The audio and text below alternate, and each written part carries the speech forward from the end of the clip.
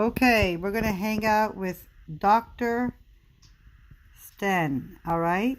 And it is Starbucks Holiday Drinks Diabetes in a Cup.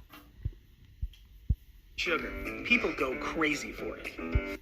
Starbucks holiday drinks, also known as a cup of diabetes, have been released again this year. And today we're going to talk about what's in them, what is it that we need to be concerned with, and what sort of damage can they do to your body and your vital organs. Coming right up. Hey, I'm Dr. Ekberg. I'm a holistic doctor and a former Olympic decathlete. And if you want to truly master health by understanding how the body really works, make sure that you subscribe and hit that notification bell so that you don't miss anything. Around this time of year, for the last several years, Starbucks have introduced a series of specialty coffees in special mugs for the festive occasion. And this year, of course, it was such great news that there's already multiple news channels such as CBS, Fox, NBC, and ABC that have posted videos on the internet to tell us about how important this news is and what a big deal it is that we can now have these specialty drinks. This year there are 5 drinks that they have introduced, and as always when people comment on the nutritional value, then they're only talking about how many calories there are in them. They say, and these may not be so good for you because they have so many calories. We don't really care about calories. We care about things in there that upset the balance in the body, the hormonal balance. In this review, we won't comment on the taste or flavor. We won't pick any favorites. We're just going to talk about what are in these drinks and is it really worth to indulge in them. If we take the example of a grande, that's not the biggest drink. The grande is 16 ounces and the largest is 20 ounces. It seems like most people are selecting the grande, the 16 ounces. And then just the average among these 5 drinks, not the highest or lowest, but average, they contain on average 48 grams of sugar and 60 grams of carbs in one drink. And just for comparison, a Snickers bar is 28 grams of sugar, about half of that, and it has 32 grams of carbs, again about half. So you could essentially have 2 Snickers bars and get the same amount of sugar as you would the grande. Now, the Snickers bars probably won't give you even as much of a blood sugar spike because it also has more fat and some protein in there to slow down the sugar. Coca-Cola has 39 grams of sugar, and of course that is rocket fuel in terms of blood sugar because there's nothing there to slow down that blood sugar absorption. But again, a Coca-Cola has about 2/3 of the sugar and carbs of a grande specialty drink. This video is not a bash on Starbucks. I love Starbucks. I think they are pretty much single-handedly responsible for bringing real coffee to the United States.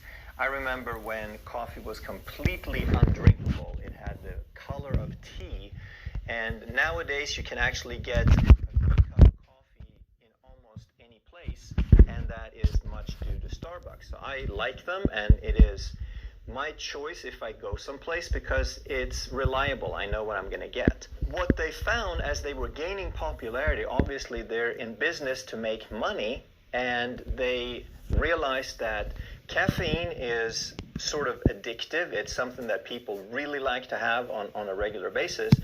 But what's about 1,000 times more addictive is sugar. So if you combine the caffeine with the sugar, now you have the perfect business idea. So they have started introducing more and more specialty drinks. They have the iced and the frappuccinos and the lattes and the mochas and all of these. And they have all these pumps of syrup that add chemical flavors and sugar and sometimes artificial sweeteners to the drinks. And on a rough count, I counted at least 50. I didn't go through all the menus, and these were basically just the lattes and the mochas and the frappuccinos. More than 50 specialty drinks, and all of these are going to be roughly in the ballpark of this much sugar. So what they're doing is they're getting people hooked. They're creating a habit where people, it's sort of a sneaky way of getting candy in there. That a lot of people who said that, oh, well, I don't eat any candy, I wouldn't touch a Snickers bars, I don't eat anything like that, I just have a cup of coffee once in a while, and they don't realize, or maybe they do, but they don't sort of want to realize it, that every drink they have is like having multiple candy bars. But again, I don't blame Starbucks. I think they're doing what they need to do to make money, and we need to do what we need to do to stay healthy. And we just need to keep that in balance. So why is Starbucks introducing it at this time of year? Why is the holiday season such a perfect moment? Well, the holiday season, some people set it to start after Thanksgiving and run through the Christmas holiday, but in reality it's being stretched more and more and more, and now it pretty much goes from Halloween, which is last of October, so like Halloween or the day after November 1st, often marks the beginning of the holiday season. So now it's sort of a free-for-all in terms of indulging. We've created that culture. So what happens is people spend more money during these 2 months. A lot of businesses make most of their profit in the last quarter of the year because we're spending money on presents, but we're spending more money on everything. We're indulging. And it's also the time that we change our mindset. We figured, oh, I've been good all year, and there's all these Christmas parties and all these opportunities and all these holiday drinks. This is the time to indulge. We are good to ourselves. We set certain limits, but during the holidays, we just let everything fly. And again, Starbucks is in business. They're a for-profit company, so they will do everything smart that they can to make sales. I can't blame them for that. But what else is it that we want to think about that happens during the holiday season? Well, the holiday season is also the sugar season. That's where the cookies and the candy and the drinks and all these things, the parties come out. It is also the stress season. Okay, people have their usual workload, but in addition to that, they have all these parties and all these presents and all these trips to take. So people probably stress more in these 2 months than they do any other time of year. So because it is a sugar season and a stress season, that means it's also the flu season, because the two things that ruin, that interfere with your immune system, that weaken your immune system the most are basically sugar and stress. So now everybody also gets the flu, and on top of everything, it's also the weight gain season because we let loose, because we eat all this sugar. And now this gets us ready for our New Year's resolutions so we can start another round of yo-yo dieting. So if you think about it, I don't believe that's what most people really want. I think it's tempting to indulge in these things, but I also think that we don't have to. We can make some smarter decisions. If we have been on a low-carb diet, if we have created some good habits to get fat adapted, then if we're truly honest, we don't have that much cravings anymore. That most of these temptations are emotional. It's not something that the body is really screaming for. It's just there and it's so easy to jump on. We can make very satisfying keto desserts. And if you take, for example, dark chocolate, if you get, my favorite's about 78% cocoa in the chocolate, then you can eat a half a bar and only get 8 grams of sugar. That means you could have half a bar of dark chocolate every day and only equal about 1 of these drinks per week. Okay? But the drink is going to create a huge blood sugar spike, whereas this is going to be spread out, and most of the calories are going to be from fat, so you're not really going to see hardly any blood sugar fluctuation. So once you are fat adapted, your taste buds change, and you enjoy these things. The dark chocolate is very, very satisfying. If you get a piece of 60% chocolate, it's almost edible. It's just too sweet. So once you've developed these good habits, don't let yourself fall back into those bad habits. Okay, be strong, it's not worth it. So what does all this sugar do? Why is it not a good idea? What's the really big reasons, except for the weight gain and the flus and all that? What is it really doing inside the body? Well, the brain, it really likes stable blood sugar.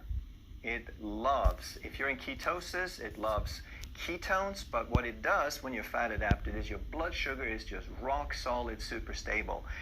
And when you eat sugar, especially when you drink it, then it's absorbed very quickly and you get blood sugar fluctuations. You get a blood sugar roller coaster.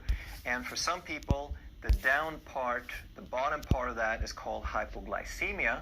So now you get moody, you get irritable, you have poor focus, you get cravings, you get more prone to anxiety and depression. And in the long run, so the first few are in the short run, that's what happens kind of immediately. But in the long run, glucose triggers insulin, causes insulin resistance, and as far as the brain goes, that will also be very strongly correlated with dementia. There is a strong causative link between insulin resistance and dementia today. Then when we look at the liver is the first organ to become insulin resistant because the sugar is 50% fructose, and fructose is the thing that really, really clogs up the liver and creates fatty liver. So most non-alcoholic fatty liver disease is caused by sugar, and especially sugary drinks, because they're absorbed so quickly and we don't even realize that we're getting all that sugar because it's just a drink. When we look at the heart and the cardiovascular system, it's all of the things associated with metabolic syndrome. So high blood pressure, increased cardiovascular disease, increased risk of stroke, just to name a few. When we look at the pancreas has to produce all that insulin to handle all that sugar, so we're putting a tremendous burden on the pancreas, and it's got a lot of other things to do. It likes to digest food, and even though there are different areas in the pancreas that do the food digestion and the sugar handling, it's still one organ that kind of depends on the same resources and blood supply. So the longer you push the pancreas, the more likely that you're going to have some trouble with it. The immune system, like we said at first here, the flu season is because sugar weakens the immune system, but the other thing it does, it feeds all your pathogens. It's a virtual buffet for all the stuff in the body that you don't want there. The yeast, fungus, bacteria, parasites, and even cancer cells. They thrive on sugar. Your immune system suffers greatly from all that sugar. So there are many, many reasons why you would want to avoid it if you care about your vital organs and your long-term health.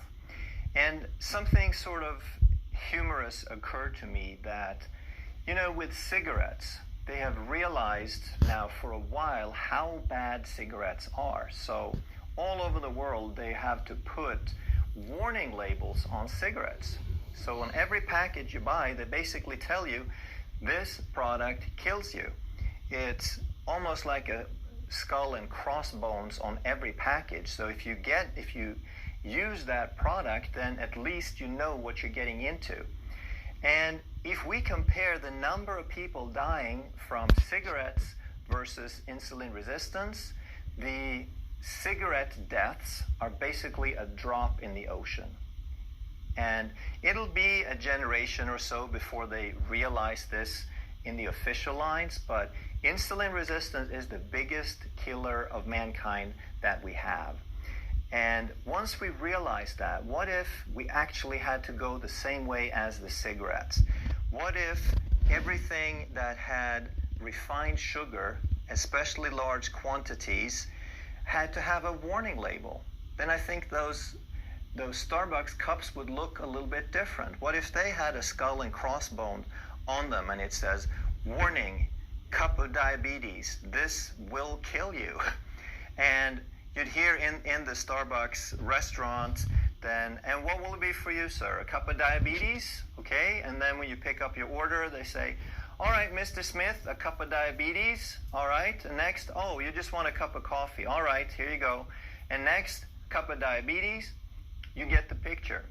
But it's not as ridiculous as it sounds. If we called it for what it is, then I think people would make smarter choices. At least they think twice. So what if you stick to your guns this year and you stay with your New Year's resolutions from last year, you keep your good habits, and you maintain them through the holiday season? Then when New Year comes, you don't have to start from scratch. You are ahead of where you would have been, and now you got something to build on. So your scale will show it, your mood will show it, and your vital organs will thank you. If you enjoyed this video, I'm sure that you're going to love this one. Thank you so much for watching, and I'll see you in the next video.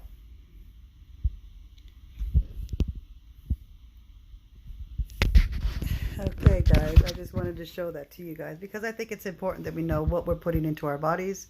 And so, hey, it's good to know, right? Bye-bye.